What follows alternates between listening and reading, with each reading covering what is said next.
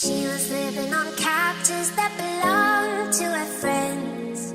She would sleep with her feet in her shoes hanging over the ends, looking over her shoulder